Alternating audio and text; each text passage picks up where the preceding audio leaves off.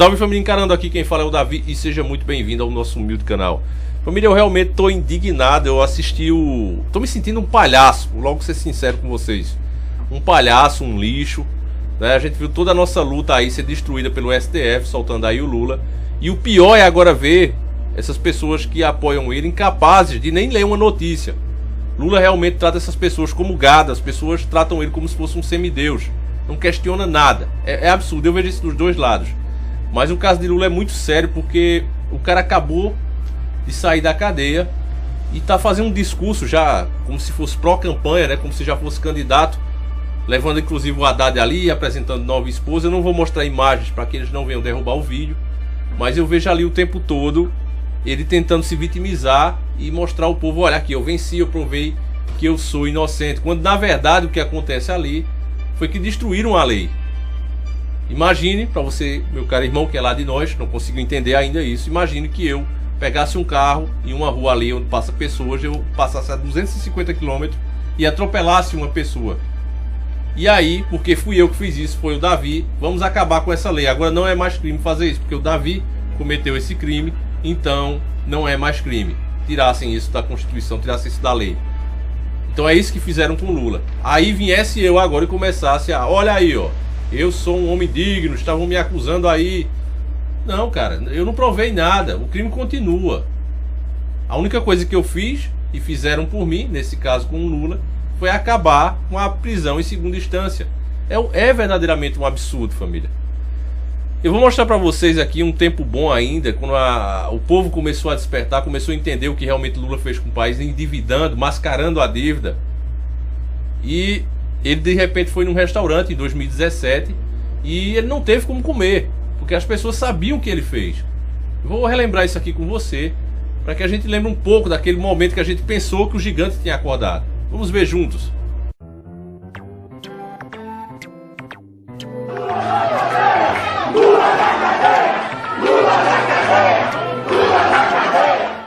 Simplesmente bons tempos, né, família? É o que eu posso dizer. E o que está mais me deixando intrigado, já falei inclusive no outro vídeo o que é que eu acho que está acontecendo, dei duas opções do que eu acho que está acontecendo, e eu tô vendo agora a própria mídia falando isso.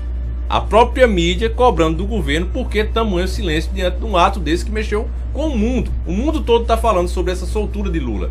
Está falando sobre essa pouca vergonha que o STF fez em transformar o Brasil oficialmente o país da impunidade, o país do bandido do colarinho branco. O mundo todo está falando disso. Não é à toa que eu já mostrei: o dólar subiu, a bolsa caiu, tá um caos. E o nosso presidente está fazendo como se nada tivesse acontecido. Então eu já falei o que eu penso nesse outro vídeo aí. Se você não assistiu, assista. Davi, eu quero saber sua opinião. Assista esse outro vídeo. Agora eu vou mostrar o que uma parte da mídia está pensando e está achando, e você vai ver que não é coisa boa. Eu não vou nem comentar depois do vídeo, porque como eu já disse, eu já falei a minha opinião. Mas agora eu quero que você veja também a mídia comentando sobre isso. Tá certo, meu irmão? Eu só digo uma coisa: esquerda e direita só serve para manipular as massas. Sem a esquerda, a direita não existia, e sem a direita, a esquerda não existia. Um trabalha monopolizando e sucateando as coisas, e a outra chega e vende tudo isso a preço de banana. É exatamente assim que eu vejo. Não é à toa que esses mesmos homens estudam nos mesmos colégios e aprendem as mesmas coisas, que é simplesmente entregar o nosso maravilhoso patrimônio criado e nos entregue pelo Criador, para que fôssemos de fato a nação número 1 do mundo, e a gente vê esses caras aprender como levar tudo isso sem o povo nem sequer perceber. Então veja a opinião da mídia. Eu acho que nesse momento é muito importante, porque não interessa se está falando um cara de esquerda ou de direita. O importante é que se fale a verdade, é que tragam a informação, e nós temos que filtrar isso e ver o que de fato é realidade. Então veja a opinião do cara, fiquem todos com Deus, um abraço e tamo junto. A decisão tomada ontem pelo Supremo Tribunal Federal por 6-5 era uma decisão já esperada, né, que os condenados em segunda instância podem recorrer em liberdade, que é o caso do Lula, né, é o caso do Lula. Sendo assim, o entendimento, né, é bom lembrar que até 1900 e até um certo momento, até 2009, havia um entendimento que vinha desde no mínimo com essa Constituição desde 1988, um entendimento que recorria preso, né? Já começava a cumprir a pena, e aí recorria, portanto, mas preso. De 2009 a 2016 o entendimento foi outro, isso tem a ver com o HC concedido pelo então ministro Eros Grau, né? De 2016 até 2019 voltou o entendimento pré-2009, ou seja, que recorria preso, começava a cumprir a pena, e o entendimento de 2019, né, pela sessão tão longa, né, que foram tantas sessões, foi que recorre em liberdade. Isso deve afetar em torno de 4.850 brasileiros e brasileiras que estavam presos, que vão recorrer em liberdade, dos quais estima-se em 38 da Operação Lava Jato, e um deles é o fundamental. Tem o Zé Dirceu, mas Zé Dirceu é zero, né? É Luiz Inácio Lula da Silva. E é essa a questão, porque foi recolocada essa discussão no Supremo. Só foi recolocada por causa do Lula. Isso é evidente. A grande questão que nós temos que analisar, qual é o significado político disso? Ponto a destacar. O primeiro é que o silêncio de Jair Bolsonaro. Nada, não falou nada. Jair Bolsonaro. Jair se acostumando ao silêncio? E aí? Por que ele ficou quieto? Ele ficou quieto porque ele sabe que depende do Supremo Tribunal Federal para não incriminar Flávio Bolsonaro, né? Ou seja, qual é a questão que se coloca? Há um ilícito, todo mundo diz, um suposto ilícito, não se sabe, que envolve o gabinete de Flávio Bolsonaro na LERJ, na Assembleia Legislativa do Rio de Janeiro, não só na rachadinha, onde o Fabrício Queiroz, fazia a divisão do dinheiro, retirando o dinheiro dos assessores, né, que ficavam com metade ou 30% do salário, o resto ia para Queiroz, que depositava na conta de Flávio, tem comprovação, depositava na conta de Michele Bolsonaro, tem comprovação, 24 mil reais, e não sabe-se mais o que ele fazia com que dinheiro, que atividades ele tinha com aquele dinheiro. E o gabinete de Flávio Bolsonaro tinha uma relação muito próxima com milicianos. O caso do capitão Adriano é inequívoco. Capitão não, ex-capitão da Polícia Militar, porque ele foi expulso da Polícia Militar. Ele é um dos homicídios que ele já foi condenado a 19 anos de prisão. É um assassino, é um miliciano, um assassino, tem muitas mortes, matou muita gente, né? Controla Rio das Pedras, o comércio de gás, de água, etc., tudo aquilo que nós já comentamos, e ligado ao escritório de Flávio Bolsonaro. As investigações do COAF, que mostravam como é que esse dinheiro estava circulando, foi interrompida por quem? Dias Toffoli. Quem é que deu o voto decisivo ontem? Dias Toffoli. Favorecendo quem? Lula.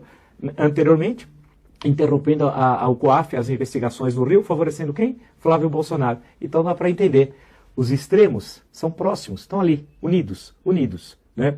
Unidos em mazelas. São mazelas distintas, mas são mazelas, são ilicitudes. Atos antirrepublicanos. Daí explica o silêncio de Jair Bolsonaro, caladinho. Perguntem para ele agora, vão lá na porta do palácio, vão lá, façam pergunta para ele, né? Falam assim, presidente, né? Analise a decisão do Supremo Tribunal Federal, porque Lula está solto por causa da decisão do Supremo Tribunal Federal. E isso é interessante, porque o que vai acontecer? Primeiro, ele vai ficar um bom tempo em silêncio, ele não sabe o que fazer, está perdidinho. Porque qualquer coisa que ele falar, fica contra ele, né? É bom lembrar que Flávio está todo livre e solto graças a Dias Toffoli. Então, ele depende do Dias Toffoli. Se atacar o Supremo, como é que fica? Né? Mas não era assim que os seus adeptos, inclusive eu recomendo a toda a milícia digital bolsonarista, pedir para o presidente se manifestar, né? Inclusive para todos aí, perfis falsos, são tantos, são milhares de perfis falsos. Escrevam então, né? Basta dar uma ordem, é tudo robô, né? Escrevam para Jair Bolsonaro, peçam para Carlos Bolsonaro, o simpático Carlúcio, né, grande Carlúcio? Escreva, pergunta para papai, para papi, pergunta para papi, Carlúcio, né?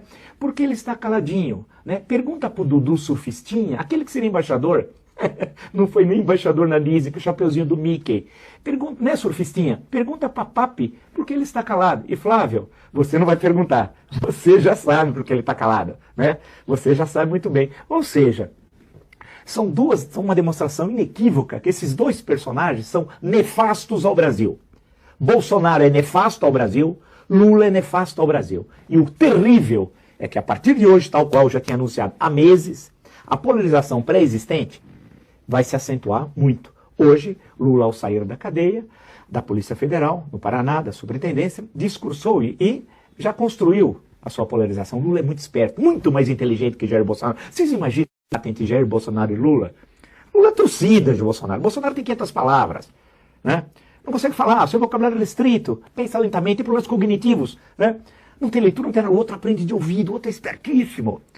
Jair Bolsonaro participou de um debate, lembra da campanha de 18? E foi um desastre. E foi salvo pela faca. Né? A gente sabe. Ele nunca seria eleito presidente se não tivesse o dia 6 de setembro de 2018 e Juiz de Fora. Né? Mas deixando essa questão de lado, os dois vão estar na rua. E o Jair Bolsonaro vai ter de falar, não tem jeito. Ele vai não vai falar esses dias, mas vai ter de falar, porque o Lula já buscou a polarização. E aí vai ser um ambiente terrível, tenebroso, péssimo, o pior cenário que poderia ocorrer. Né? A polarização, e uma polarização que não é ideológica, não é direita-esquerda. Lula não é de esquerda. Bolsonaro não é de direita. No sentido clássico, no sentido europeu, Bolsonaro não é de direita. Lula não é de esquerda.